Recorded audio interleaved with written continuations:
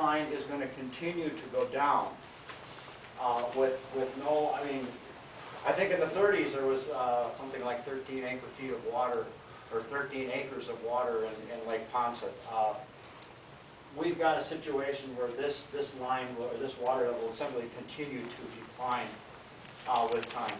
Well, and so I'm clear, you're indicating that even with a normal precipitation level, that Poncet was still able to decline as far as how much water was actually in the lake? That is correct. There's a report written, and this is referenced in this report. Is just a reference I took out of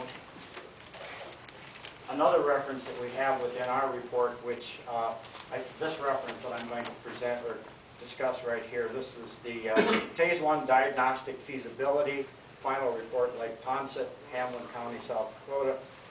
This is 1996. It's part of the Clean Water Lakes program. And in that report, they refer to a report that was written by a Mr. Max Vandenberg, who was a master's student at in the Civil Engineering Department at South Dakota State University. And his study was to look at specifically the hydrologic budget of Lake Poncet. And that report was let me get the date for you here, was published or was written or his thesis was approved in 1967. So what I want to do is, where'd my timeline go?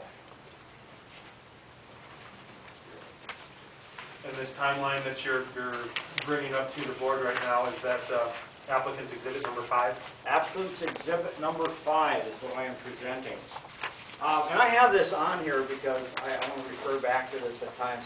But here is his thesis. It's investigation of the hydrologic factors that affect the water levels of Lake Poncet. What he did was he looked at the lake. He looked at all of the inflows. He looked at all of the outflows. And he said, let's do it. And that's typically a hydrologic budget. You simply take quantities in, quantities out. What do you got left over here? Plus or a minus.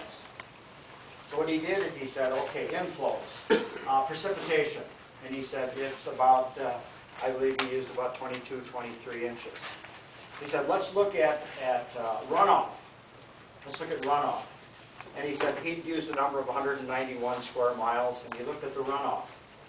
Then he said, let's look at groundwater. What kind of groundwater? And his conclusion was, and this is pretty well paid out with Assad Barari's report and Jack Kumy's reports, that the groundwater is probably a very small component when one looks at the hydrologic budget. And the data is lacking to really make a good assessment of what that is. But when one looks at the hydrographs in his report, I think that his assessment of the hydrologic budget is fairly accurate, or very accurate, I should say. Okay, so he's got about 24 inches of water falling on the lake, so we can add 2 feet of water.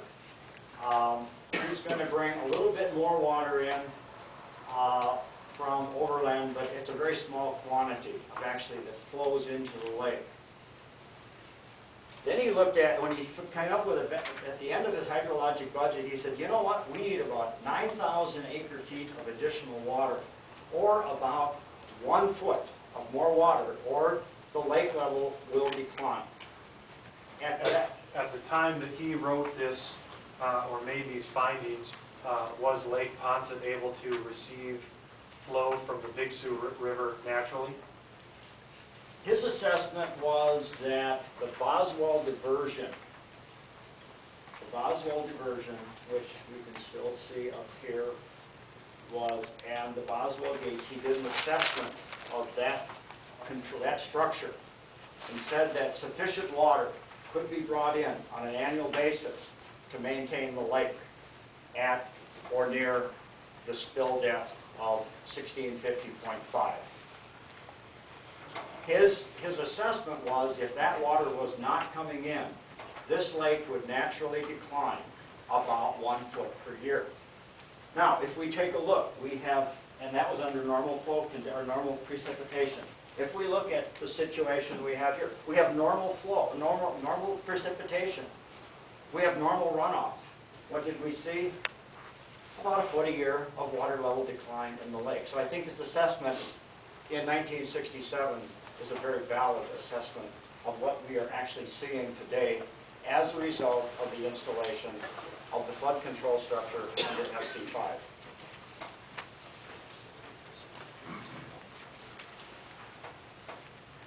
At the time that he gave that report, was the Sioux River still available to come in to the lake through the inlet-outlet? Yes, that was, yes, the inlet-outlet channel was still an open channel. Water could move in, water could move back out. But keep in mind that you will not see water moving in and out every year. The water has to reach a certain stage or a given stage in the Big Sioux River before you will actually get water moving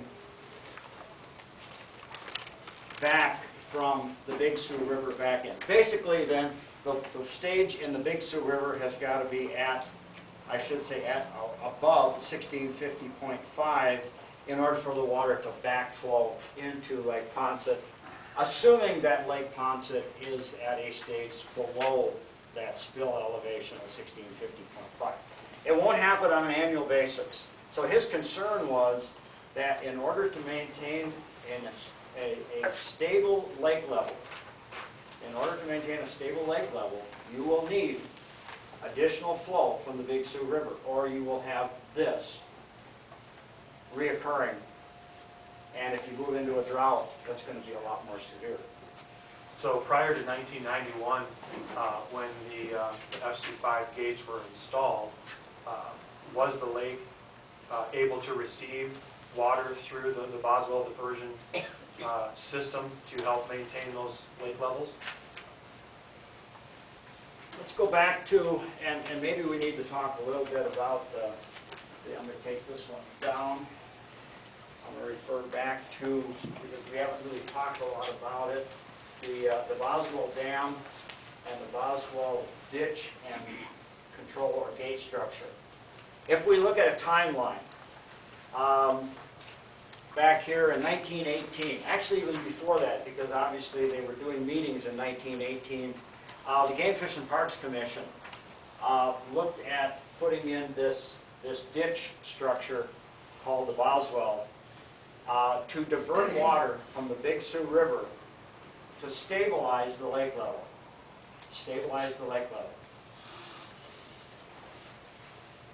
In 1928 or thereabouts, I think it was 1929 when it was actually constructed or completed, they put the dam, the Boswell Dam was installed across the Big Sioux River.